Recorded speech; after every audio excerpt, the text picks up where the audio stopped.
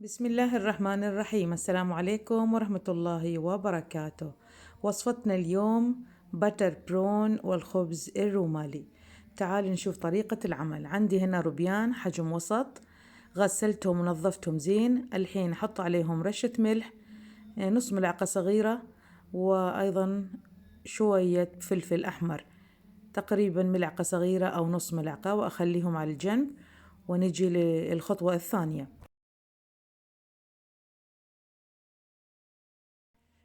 وفي القدر هنا أضيف زبدة، تقريبا ملعقة كبيرة من زبدة، وأيضا شوية زيت عشان الزبدة ما تحترق. وأنزل الروبيان. أنزل الروبيان وأقلي الروبيان دقيقتين تقريبا ل3 دقائق لكل جهة. نجي نقلبهم بعدين، ما أضيفهم كلهم مرة واحدة إذا كان القدرة والمقلاة عندي ما يسد. وصفة جدا لذيذة. كلينا احنا جربنا بتر تشيكن، اليوم نعمل بتر برونز. اطلعهم بعد ما خلص قليهم من جهتين بشكل جيد، واكمل الباقي بنفس الطريقة.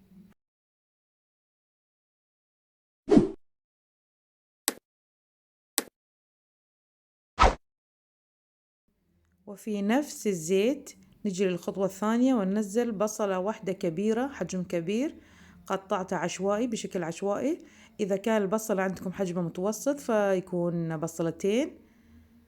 شوية أذبل البصل، وبنزل باقي الخضروات. عندي فصوص ثوم، تقريبا 5 حبات من فصوص ثوم، وقطعة صغيرة من زنجبيل، والفلفل الأخضر قرنين أخذت، وكلهم أقلبهم مع بعض. وأنزل البهارات الصحيحة.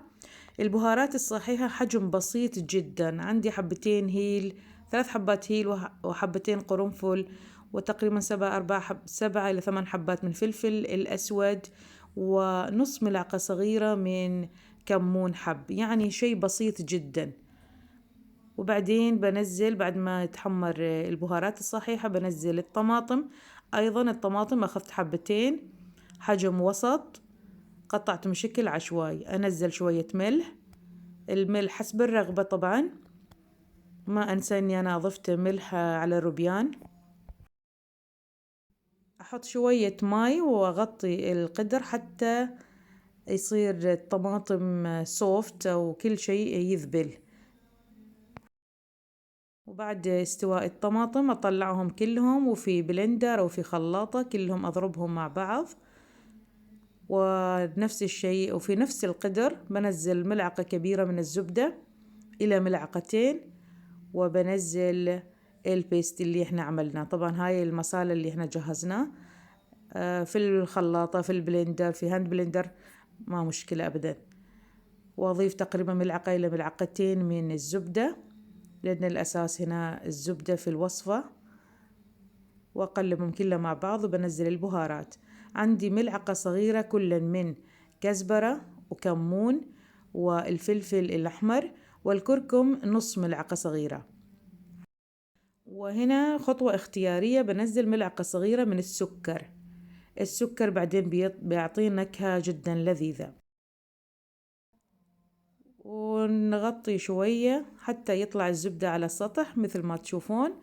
بعدين بنزل الروبيان، أقلب الروبيان مع الخليط مالنا، ونزل شوية ماي في نفس البلندر، حطيت شوية ماي أحطهم، وبعدين أسكر وأطبخهم. عفوا قبل لا أغطي أنزل الكريمة، كوب واحد من كريمة سائلة.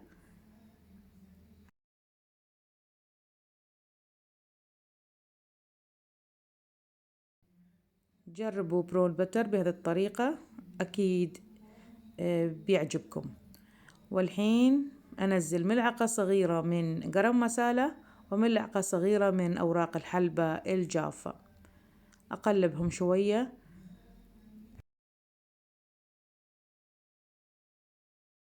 نكون بهذه الطريقة خلصنا. ونيجي للخبز. عندي هنا عجينة، حطيت فقط ملح لا غير، وعجنت عجينة عادية. أقطع إلى، طبعا الأحجام هنا ذوق شخصي، لكن في رومالي، خبز الرومالي حسب ما يسمونه، حجم يكون شوية كبير، لأنه إحنا بعدين بنفرد الخبزة بشكل كبير تقريبا، لكن أنا ما عملته كبير جدا، لأن التاوة اللي عندي يعني حجمه مش واجد كبير، حجم وسط. كل قطعة بكورهم بهذه الطريقة ونحطهم، ونجي للقطعة الواحدة ونفرد. أولا أنا أفرد بأطراف أصابع، بعدين أستخدم الشوبك. الخبز واحدة بنعملها سادة، والثانية بنعملها بالزبدة. نراويكم كيف الطريقة. بمساعدة الشوبك أحاول أفرد حتى يصير رقيق.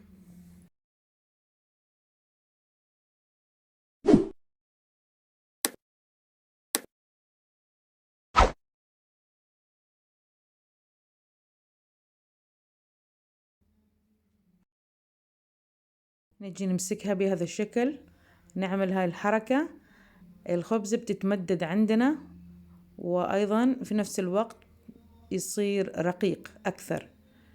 أنزلها فوق التاوة، النار متوسط، مش عالية كثير ولا خفيفة.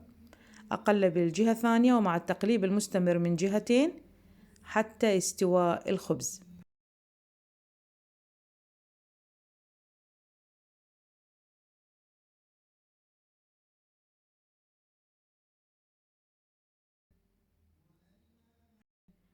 هنا ننتبه النار ما نخليها خفيفة جدا ونترك الخبز فترة طويلة على التاوة، لا بعدين بيصير قاسي شوية. طبعا أول ما أنزل الخبز أغطيه عشان يظل طري، ونجي لوحدة ثانية نعملها ونحط عليها، ندهنها بشوية زبدة. بنفس الطريقة نعمل نفس الحركة، ونيجي للتاوة. مثل ما تشوفون التاوة أصغر والخبز أكبر. وبالتقليب المستمر.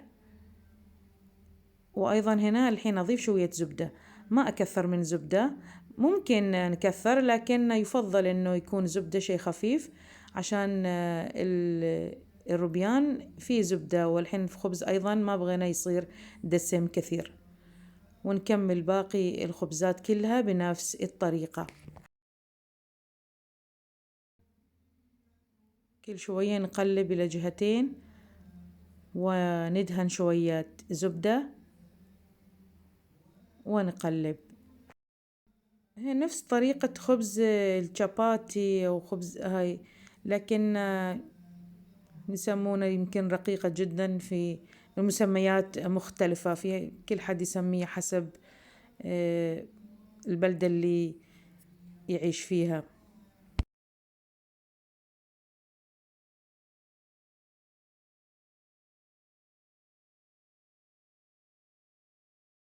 وهكذا نكمل باقي الخبز كله بنفس الطريقة. وهكذا خلصنا. شوفوا كيف خبز طري جدا. الحين نجي للتقديم. ممكن طبعا نقطع الخبز إلى قطع صغيرة، مثل ما تشوفون الحين أنا بقطع بهذا الشكل. أخلي كل قطعة إلى نصف دائرة، وبعدين إلى حجم أصغر، يعني كل قطعة، كل خبزة أنا قطعتها إلى 4 قطع. طبعا ممكن حسب الذوق. ونجي لبتر برون أو الروبيان بالزبدة، ونشوف طريقة التزيين، طبعا ذوق شخصي، لكن الأكلة جدا لذيذة وأنصحكم تجربونها. أحط شوية فلفل أخضر وشوية من الكزبرة، وأيضا بحط شوية كريمة سائلة فوق سطحها. وكذا خلصنا. أتمنى أنكم حبيتوا الوصفة، وبالعافية علينا وعليكم.